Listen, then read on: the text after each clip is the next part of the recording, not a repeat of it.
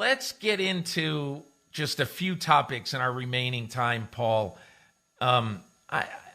Look, it was a crazy night Monday night.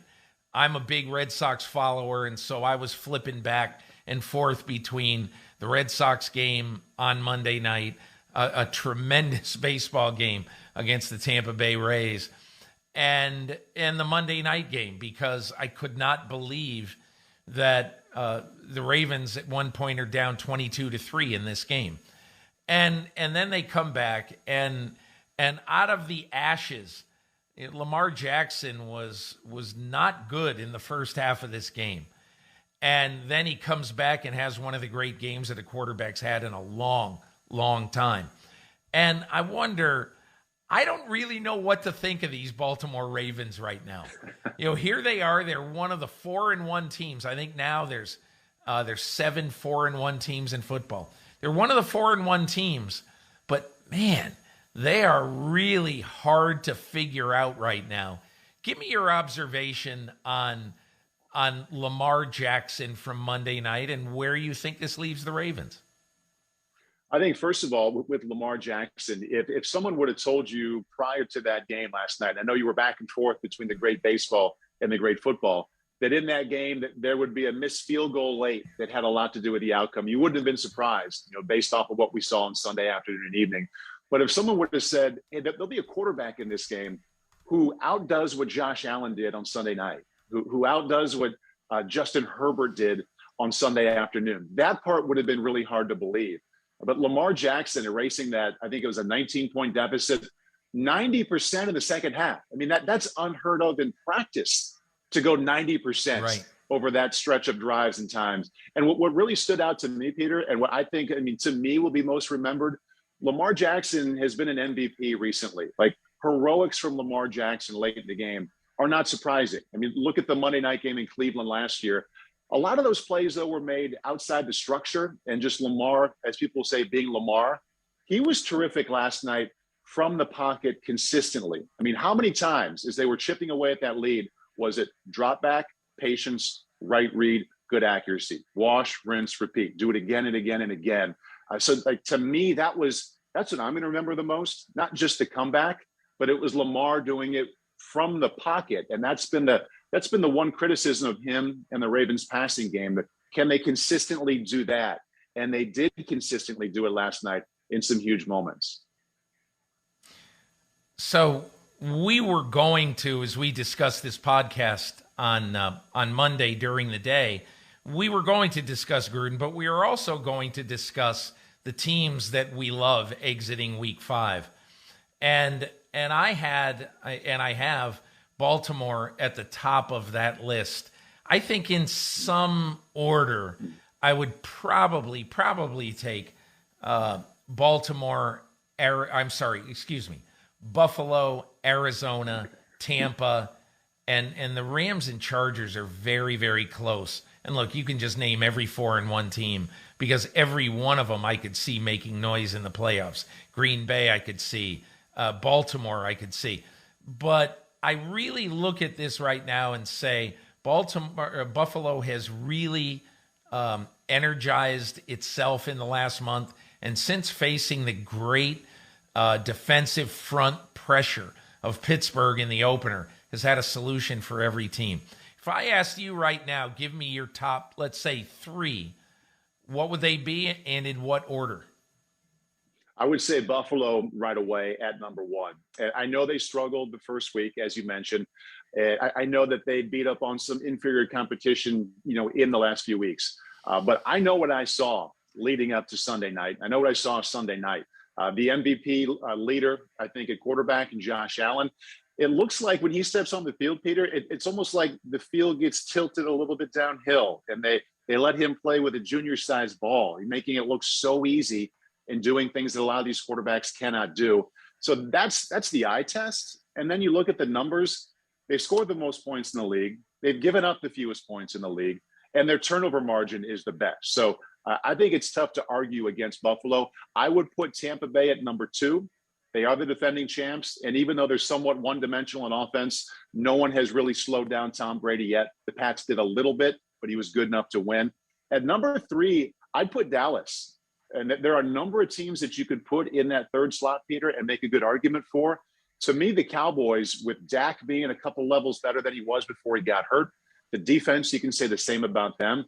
And the fact that they lead the NFL in rushing yards and how much they lean on that part of the game, I think the Cowboys, amongst 5 or 6 teams you could say are third best, I would take Dallas after Buffalo and after Tampa Bay. You know, it's interesting talking about Arizona right now. One of the reasons why I think we're sort of looking at Arizona with a bit of a jaundiced eye is a fairly unimpressive offensive performance against San Francisco on Sunday. But I would counter that by saying I think Arizona's proven they can win in a lot of different ways. They can outscore you, and they can win the nail biters. And look, I agree with the general perception that there are other teams right now that look better than Arizona. But the one thing I guess I would say about that is that even though home field, I mean, it's funny so far this year, and last year's the same way, that visiting teams have a winning record in the NFL this year, and it was very close last year. I'm not sure home field matters as much as it used to, but, I mean, if you look at Arizona, and Arizona has a tough game this week at Cleveland, Arizona survives 2 or 3 of these really tough games, there's a very good chance they're going to win home field because the other teams also have some landmine games. Tampa does. Tampa has landmine games. And so I think this is going to be really interesting to watch the rest of the way. And, of course, we can look at this any week and change it. But I think the one thing when I look at the NFC right now is I will not be surprised if 5 of these teams end up coming, any one of 5 of these teams end up coming out of the NFC this year, because to me, I think there's a lot of evenness, particularly in the NFC West. I want to close by asking you a theoretical question, and it's something that really interests me, and I wrote about in my column, Football Morning in America, when I said basically that Matt LaFleur in his first 37 games as an NFL coach, regular season games, is 30-7. Paul Brown in his first 37 regular season games in the NFL was 30-7. I am not equating them, but I am making this point that sometimes coaches have to make decisions that in retrospect you look at and you say, that was a really gutsy decision. And if it didn't turn out right, he would be getting vilified today. And so I don't think we should forget it. And Paul, that is when you have Aaron Rodgers on your team, it's 4th and inches from the 31-yard line in Cincinnati at the 2-minute warning of overtime. So this is it, okay?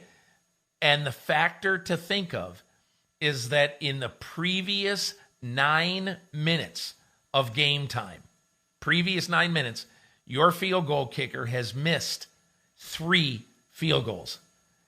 And so if you are Matt LaFleur and you have to decide, am I giving Mason Crosby another chance to kill us here, or am I going to show faith in him? Thought it was really interesting. He walked up on the sidelines to Mason Crosby and said, "Hey, how you feeling?" And he said, "Let me kick it. I want to kick it." LaFleur looked him in the eye. He said, "Okay, that's all I need to know. Go kick the field goal." And he kicked the field goal. They won the game. And I think that there are many things that I could say about that decision. But the one thing I would say is everything in football is not analytics and a number system. There's an awful lot in football that is human. And Matt LaFleur made the kind of human call that coaches are paid to make. And Green Bay walked out of Paul Brown Stadium how ironic is that, with a victory because of a gutsy decision that Matt LaFleur made. I don't know. I don't know how you felt about it. We haven't discussed it. I said I wanted to talk about it. I'm just curious your thought on the decision and the result.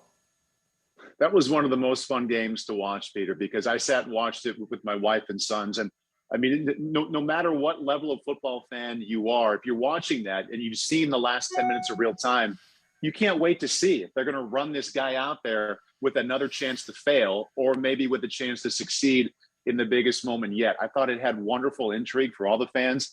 I love the call, and I loved it for this reason, Peter. I think that Mason Crosby has so much goodwill equity in the bank in the last decade of coming through in moments like that, that he deserved that belief. And I think that Aaron Rodgers would have made the same call. And then if you're Matt LaFleur and you kind of zoom out from that moment in that situation and think about your team and how maybe you're going to be significant in December and January, Mason Crosby's ability to knock one down from 50 yards is a giant part of that team's potential success on the biggest stage. They're not going to blow out that many teams. They could be great because of Aaron Rodgers, and they need that punctuation at the end of games from Mason Crosby. So I think it's great for them that he made it, but I think for the way that team needs to believe it can win down the road, that's the call he had to make, because he's going to be the guy doing that again in December, and they certainly hope in January. Paul Burmeister, thanks on a mixed week. Thanks to you for breaking down some football things, and for hopefully a discussion that advanced the John Gruden story a bit. I really appreciate it. Thanks a lot. We'll talk next week. Hi, I'm Mike Tirico, and thanks for watching. Make sure to hit subscribe for the latest news and highlights from NBC Sports.